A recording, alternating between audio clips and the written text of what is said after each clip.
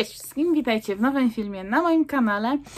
Dzisiaj przychodzę z podsumowaniem już stycznia. Nie spodziewałam się, że styczeń poszedł naprawdę tak dobrze, jak to teraz widzę po tym, jak przygotowywałam sobie książki. Zdecydowanie jest to bardzo czytelniczy miesiąc dla mnie i jestem zadowolona, bo dokończyłam taką książkę, którą miałam już zaczętą w zeszłym roku i dość długo się z nią jakby zmagałam, ale w końcu udało mi się ją dokończyć i jestem z tego zadowolona bardzo. No i miesiąc zaczął się u mnie tak naprawdę od książki Thomasa Mayna Reida, Wsadnik bez głowy, czyli Jeździec bez głowy. Nie jest to książka, na której opierał się Tim Burton, kręcąc jego film Jeździec bez głowy. Natomiast mamy tutaj Teksas i prerię Teksasu i takiego pojawia się tam taki bogaty pan, który kupił ziemię, jakby przeniósł się z jednej części Stanów Zjednoczonych na drugą, no i nazywa się on Poindexter. No i przeniósł się tam z całą rodziną, ze wszystkimi swoimi niewolnikami, bo to są jeszcze czasy, kiedy byli niewolnicy. No i ma przepiękną córkę, Luizę, w której zakochuje się pewien jeździec, mianowicie Maurice Gerald chyba po polsku, który no jest jeźdźcem bez głowy, ale okazuje się w trakcie, że jest no takim dosyć dobrze urodzonym Irlandczykiem. Więc naprawdę fajna książka, cały czas trzyma nas w napięciu. Mamy też tutaj tego właśnie tajemniczego jeźdźca bez głowy, z którym też na początku myślałam co innego, bo ogólnie rozpoczynamy całą naszą historię właśnie od tego jeźdźca bez głowy i to już nas tak jakby, ta historia jeźdźca nas tak już wciąga w tę książkę. Natomiast to, co się okazuje z tym jeźdźcem, jest jeszcze bardziej zadziwiające i zaskakujące i zaciekawiające. I naprawdę, jeżeli komuś w ręce wpadnie ta książka, to polecam. Jest to przynajmniej w moim wydaniu dosyć gruba, bo ma ponad 600 stron, chociaż tak nie wygląda. Natomiast warto ją przeczytać, warto się z nią zapoznać, bo naprawdę historia jest, można powiedzieć, że nieziemska. Więc z tego się bardzo cieszę. To jest takie moje osiągnięcie, ale pokazuję, osiągnięcie stycznia, bo tą książkę zaczęłam już czytać w zeszłym roku, jeszcze chyba w grudniu czy w listopadzie. Zaraz sobie sprawdzę na Goodreadsie. Zaczęłam ją w listopadzie jeszcze czytać, skończyłam ją dopiero w styczniu. Ale na samym początku stycznia, więc jestem naprawdę zadowolona i dzięki tej książce i dzięki temu, że skończyłam tę książkę, to ruszyłam z innymi książkami, bo już żadna mi nie ciążyła na sercu. Kolejna książka, jest to książka, którą wzięłam po obejrzeniu serialu na Netflixie Moje życie z Walterami. Ja, okazuje się, miałam książkę tej autorki u siebie na półce. W ogóle kupiłam ją, widzę, że za 6,99, więc ciekawa cena. No i tutaj mamy książkę Miłość Stereo, czyli Heartbreakers. I tutaj już nawet jest trochę opisu. Oliver Perry jest wokalistą najgorętszego zespołu na świecie. Stella nie ma o tym pojęcia. No i mamy tutaj historię trojaczków. Dwie dziewczyny i jeden chłopak. No i jedna z sióstr jakby ma raka. I spędza większość swojego życia w szpitalu. No i to rodzeństwo, jako że niedługo zbliżają się ich urodziny, postanawiają sprawić siostrze prezent. I jakby odnaleźć zespół Heartbreakers i zdobyć ich autograf na jakby na rzeczach siostry, na jakichś koszulkach i tego typu rzeczach, które ona ma. W tajemnicy przed siostrą, bo chcą jej zrobić taką niespodziankę. No i tutaj udaje im się zapoznać z tym Heartbreakers, trochę się zaprzyjaźniają, a Stella no, zakochuje się w Oliwierze. Fajna książka dla nastolatków. Jakby mnie ta akcja skojarzyła się z takim serialem, nie z serialem, z filmem, kiedyś był na Disney Channel jeszcze, Randka z gwiazdą i właśnie bardzo mi się skojarzyło. Podobny motyw jest. Na pewno będę chciała się zapoznać z tą książką Moje życie z Waltersami. Ona wychodzi bodajże 15 lutego. Więc na pewno się zapoznam, bo to mnie zaciekawiła. Nie jest to jakaś książka wybitna, ale takie odejście od normalności. Trochę taka rozrywka zamiast głupiego jakiegoś filmu, czy żeby telewizor leciał. Warto sobie przeczytać coś takiego. Kolejną książką była książka Katarzyny Bester. Trzeci już tom, ostatni z serii tam Świąteczne Nieporozumienie, chyba tak się seria nazywa. Jest to książka Dwie gwiazdki. Podobała mi się akcja. Tutaj mamy również powiązaną akcję jakby z poprzednimi tomami, ale niekoniecznie, znaczy tutaj już przy końcówce tego tomu powiedziałabym, że fajnie znać się z tą poprzednie te dwie części, czyli Romans pod choinkę, drugi tom i pierwszy Świąteczne Nieporozumienie, bo epilog tej książki zamyka już nam całą serię, więc jednak warto byłoby zapoznać się właśnie z poprzednimi tomami. Natomiast uważam, że nie jest to obowiązkowe. Fajna książka. Mamy tutaj już właśnie siostrę tego głównego bohatera z pierwszego tomu, która w sprawach firmowych przyjeżdża do Londynu. Wszystkie akcje tam jakoś są połączone z tym Londynem, Nowym Jorkiem. Ciekawie. No i co by tu powiedzieć, żeby nie zdradzić za dużo. Ona właśnie jej brat bierze ślub ze swoją dziewczyną, którą poznał też w Londynie. No i dzieje się akcja w Nowym Jorku. Ona dostaje zlecenie od szefa, że po świętach ma wyjechać właśnie do Londynu, żeby zapoznać się z klientem, czy tam współwłaścicielem nowym. Jakoś tak, chyba bardziej klient to jest.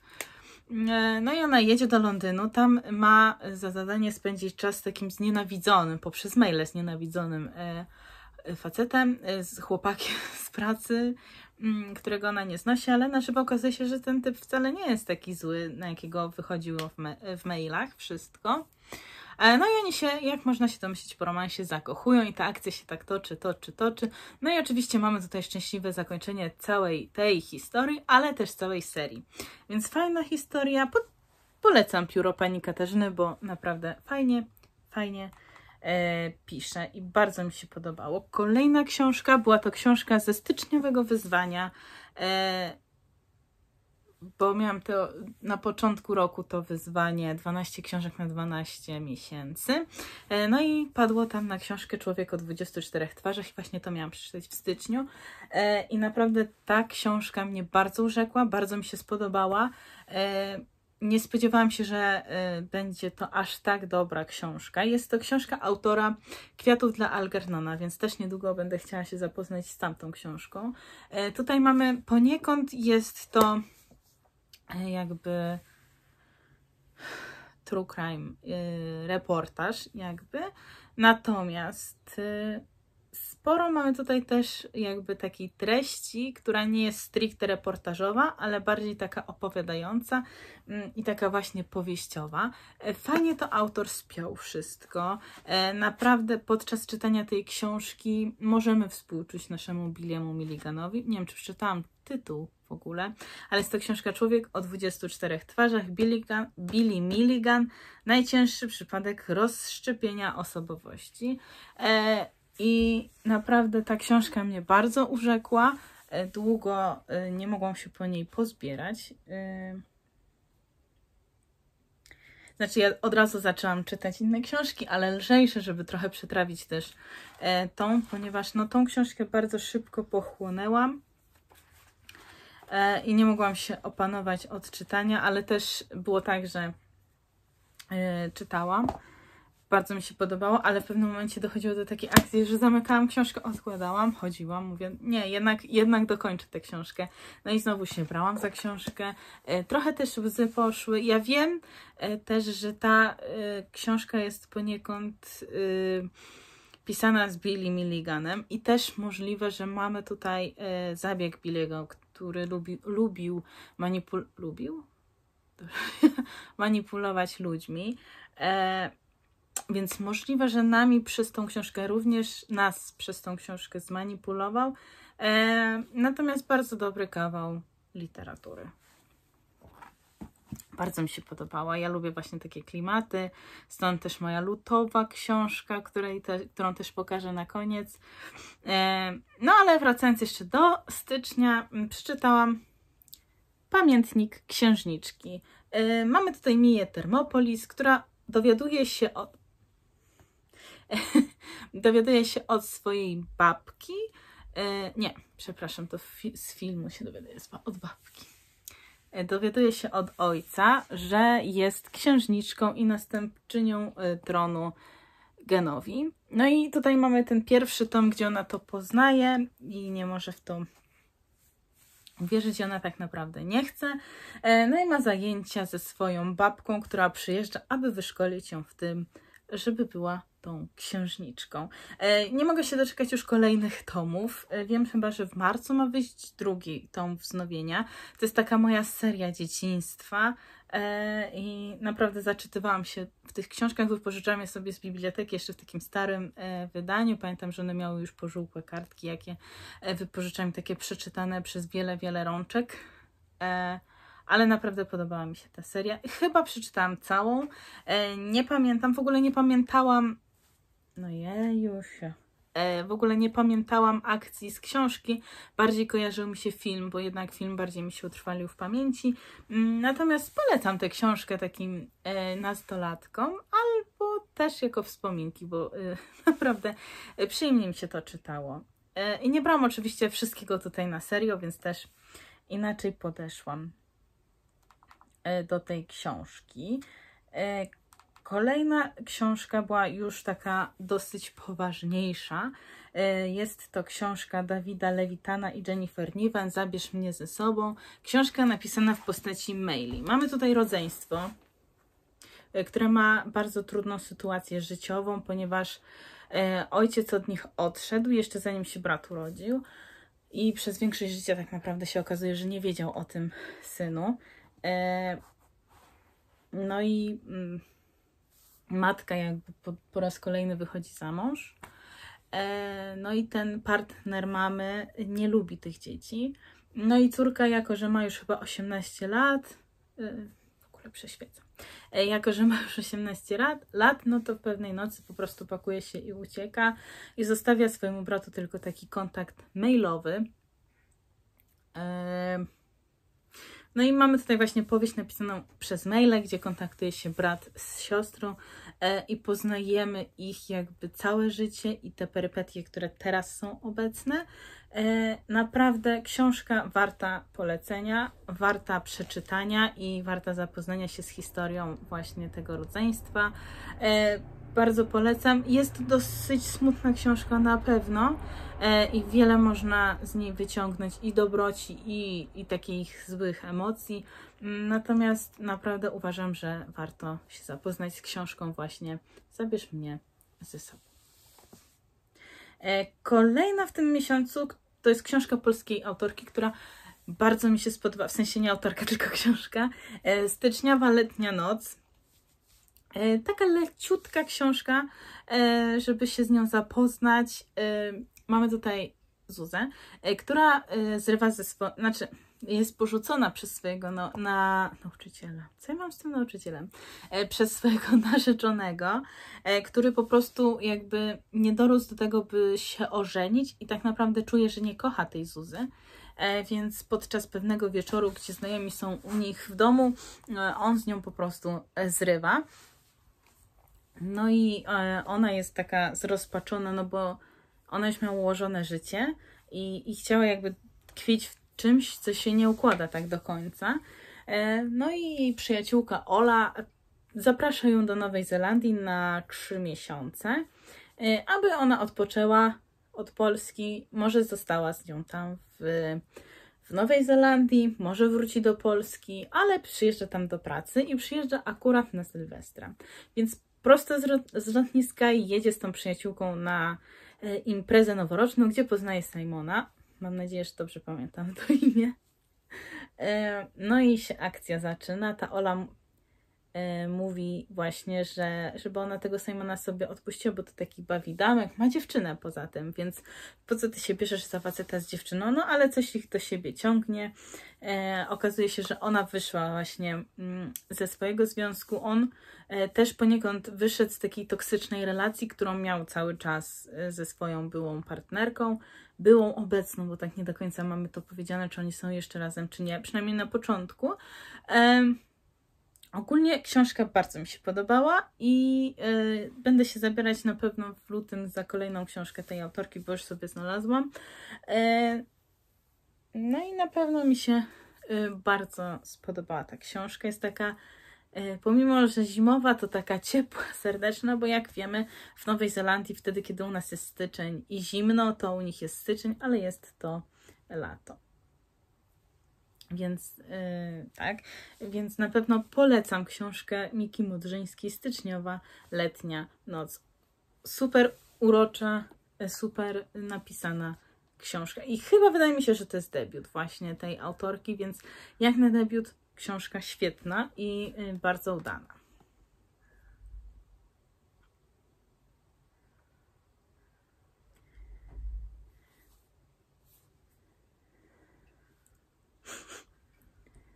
Co kolejne było, muszę sobie sprawdzić, ale już widzę. Jest to książka, a w zasadzie powieść graficzna, Mój nowojorski maraton. Zobaczyłam ją sobie w koszach w Carrefourze, jak kupowałam mojej babci prezent na Dzień Babci, ale o tym mówiłam we vlogu. No i właśnie ta książka bardzo mi się spodobała, ze względu na to, jak wyglądają rysunki, bo są takie super proste, ale przekazujące wiele informacji i w zasadzie tekstu nie musi być już dużo, bo wiele nam przekazuje właśnie obrazek. Lubię takie powieści graficzne. Tutaj mamy Sebastiana Samsona, autora, który sam opisuje i rysuje swoją przygodę, jak to pobiegł w nowojorskim maratonie. On jest ogólnie nauczycielem rysunku i pod wpływem takiej imprezki zakrapianej winikiem z przyjaciółmi i z żoną, która zajmuje się bieganiem i ci przyjaciele też, postanawia również wziąć udział w takiej akcji i zaczyna się przygotowywać do tego maratonu. A ja tracę głos. No i mamy tutaj właśnie całą jego przygodę, jak to w tym maratonie zaczął brać udział. Podobają mi się przemyślenia pana Sebastiana na temat biegania, tak naprawdę po co on biega i czy biega po to, by dobiec do celu, czyli do maratonu nowojorskiego, czy biega po to, żeby po prostu biegać i czuć się lepiej. Podobają mi się całe przemyślenia. Podoba mi się to, jak swoją jakby pracą taką autor nas motywuje też do tego, nawet nie wprost mówi, ale tak motywuje nas właśnie do tego, abyśmy i my wzięli się w garść i zaczęli coś robić ze swoim zdrowiem, bo jednak zdrowie jest najważniejsze w naszym życiu. Kolejna, przedostatnia już książka widzę. Jest to książka Nicholasa Sparksa, Jesienna miłość. Bałam się tej książki i bardzo długo zabierałam się za tę książkę, bo jednak jest to coś, co ja już dobrze znam z filmu. Bo Jesienna miłość, bo o tej książce mówię, została zadaptowana, może zekranizowana jako film, który znamy pod tytułem Szkoła Uczuć. Jest to film, gdzie włączam tylko teraz już staram się go nie oglądać, ale kiedyś jak włączałam właśnie pierwsze napisy i tylko włączała się ta pierwszy ekranik, to ja już płakałam i to był taki film oczyszczający, można powiedzieć, moje łzy. Książka też jest smutna, natomiast tutaj już nie zadziałało tak na mnie to mocno jak film. Nie wiem, czemu film tak na mnie działa. Natomiast no, mamy tutaj Jamie Sullivan, córkę pastora, która chodzi do szkoły z Landonem Carterem. Landon jest synem bogatych rodziców, jego ojciec jest chyba kongresmenem. No i mieszkają tam w takiej bogatej dzielnicy. No i on postanawia na początku roku, że weźmie udział w takich najłatwiejszych zajęciach, przynajmniej tak mu się wydaje, że są najłatwiejsze, czyli teatr. Tam właśnie też Jamie chodzi na zajęcia. No i splotem takich wypadków i dobroci Landona zgadza się pomóc Jamie zagrać jakby drugą główną rolę, czyli ona jest damską rolą, on męską rolą w przedstawieniu. No i on się w niej zakochuje tam, no a potem dowiaduje się, że no niestety coś z Jamie się dzieje. Książka jest cudowna, teraz jak o niej mówię, to mi się zbiera na płacz, natomiast czytając tak nie było na szczęście, bo nie wiem, czy bym jeszcze cokolwiek w tym miesiącu przeczytała, bo nie wiem, czy bym ukończyła tę książkę, gdybym zaczęła płakać aż tak bardzo. Książka nie jest długa, bo ma tam przynajmniej w tym wydaniu 220 stron, więc naprawdę jest cieniutką książką, co też widać. No i można ją przeczytać na jeden wieczór, jeżeli wyłączy się emocje, bo ona pomimo tego, że jest taka cieniutka, to jest napakowana emocjonalnie naprawdę bardzo. I podoba mi się tutaj też właśnie przemiana Landona, jak on z takiego łopusiaka, który jest bogaty, więc tam odpuścimy mu, zmienia się w naprawdę super człowieka i takiego dobrego przyjaciela, chłopaka, syna, no ogólnie super człowiek. No i ostatnia książka, trochę wydaje mi się, że sporo ją czytałam, w sensie, że długi czas. Natomiast jest to non-fiction. Książka chyba dość popularna niedawno, bo jest to książka Jamesa Cleara, Atomowe nawyki, drobne zmiany, niezwykłe efekty. Została mi ta książka polecona i uważam, że naprawdę warto się z nią zapoznać, jeżeli chcemy coś zmienić jakby w sobie, w swoich nawykach właśnie, bo mamy tutaj taką historię właśnie Jamesa, na początku przynajmniej, który opowiada nam o tym, jak to się stało, że z super zapowiadającego się sportowca on zmienił się w osobę, która no niestety nie mogła już tym sportem aż tak bardzo się zajmować i tylko jakby można powiedzieć, że dzięki wypadkowi on zaczął zmieniać swoje życie tak, żeby móc jeszcze trochę pograć. Co prawda już nie na takim poziomie jak przed wypadkiem, ale też mi się udało jeszcze trochę pograć w baseball chyba.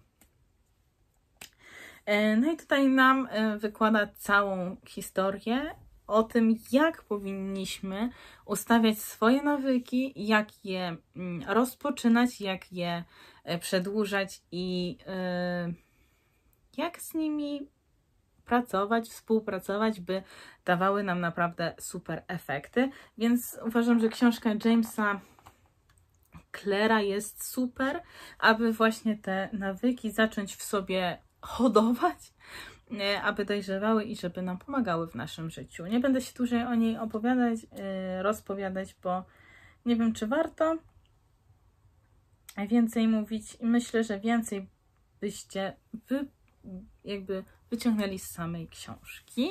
Więc takie 10 książek udało mi się przeczytać w tym miesiącu, a luty zaczęłam już z książką na luty. Nie będę zdradzać, co to sobie napisałam, bo to napisałam do recenzji, ale zaczęłam czytać Zbrodni i karę. Idzie mi mozolnie, powoli i ciężko. Natomiast im dalej w las, tym bardziej mi się podoba książka, nie bohater główny, bo o bohaterze głównym można by napisać całą rozprawkę, jaki to jest on nie taki, jaki powinien być. Ale ciekawi mnie ta historia i myślę, że naprawdę spodoba mi się to, jak jest napisana i jak tutaj poznajemy jakby mordercę od tej strony drugiej. Czyli nie jakby my jako świadek, tylko notabene jesteśmy sami tym Raskolnikowem, który zabił tą macochę. Nie macochę, co ja mówię, lichwiarkę. U której się tam zapożyczał swego czasu. Ogólnie na razie książka jest ok. Mam nadzieję, że bardziej się w nią wciągnę. Natomiast no, sam bohater jest jak dla mnie... Nie wiem, czy już teraz go tak porównywać, natomiast do tej pory, tam jestem na 58 stronie, ale myślę, że w innych wydaniach może to być inna strona, bo to jest dosyć dużo tekstu na stronie, mała czcionka. No ale ja go sobie tutaj na pierwszej stronie porównałam, że Raskolnikow to dla mnie taki Edward Cullen ze Zmierzchu. Dosłownie mam wrażenie, że tak samo się zachowuje. Wiem, że mogę niektórych obrazić swoją opinią i przepraszam za to. Natomiast mam taki właśnie tutaj vibe Edwarda Cullena z tej najnowszej książki Słońce w mroku. Te same cierpienia, my cierpimy, on cierpi i też ma takie właśnie dziwne pomysły jak właśnie Eddie ze Słońca w mroku. Ja co prawda nie przeczytałam jeszcze Słońca w mroku całego, natomiast tyle, ile przeczytałam, tyle widzę tutaj w tej książce podobieństw. No ale o więcej tej książce opowiem pewnie w filmie podsumowującym. No i co? To by było tyle w tym filmie. Dziękuję za obejrzenie tego filmu. Jestem ciekawa, jak Wam poszło w tym miesiącu czytelniczo. Ja miałam 10 książek, ale Wy może mieliście więcej, może mniej. Może mieliście jakieś fajniejsze książki, a może czytaliście to, co ja. Więc dajcie znać w komentarzach, jak tam Wasz miesiąc wyglądał. I do zobaczenia w kolejnych filmach już za tydzień. Cześć!